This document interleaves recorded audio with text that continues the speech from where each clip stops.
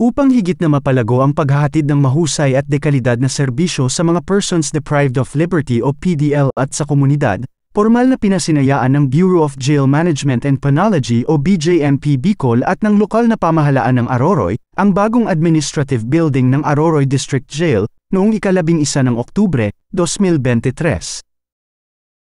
Ang inaugural blessing ng bagong pasilidad ay pinangunahan ni BJMP Bicol Regional Director, Jail Chief Superintendent Joel S. Superficial, at ng alkalde ng munisipalidad ng Aroroy na si Mayor Arturo Vertusio. Naroon din sa okasyon ang Regional Chief Directorial Staff, Jail Superintendent Ramel Bonavente, District Jail Warden Jail Senior Inspector Joseph Mauleon, at ng iba pang key officials ng BJMP at ng pamahalaang lokal. Ang pasilidad na ito ay may kabuuang sukat na 184 square meters at sa loob nito ay makikita ang Warden's Office, Conference Room, Infirmary, Barracks at kusina.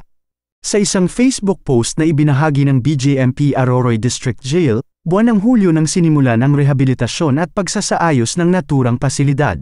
Ang pagpapagawa para sa bagong gusali ay pinondohan ng lokal na pamahalaan ng Aroroy na nagkakahalaga ng 1,500,000 piso.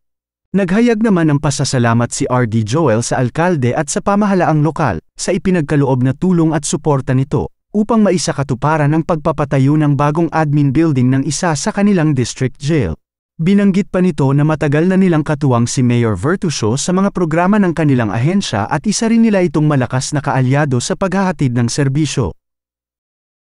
Ang pagpapatayo ng mga konkretong kalsada at gusali ay kabilang lamang sa mga isinusulong na programang pang-imprastruktura ng pamahalaang lokal, o ang iHelp 5-Point Agenda, ng Vertusio Administration. Bukod sa bagong pasilidad ng BJMP Aroroy District Jail, nakatakda ring ipatupad ng lokal na pamahalaan ng Aroroy ang kanilang proyektong pabahay sa Barangay Lanang. Aabot sa 178 housing units ang itatayo sa naturang lugar.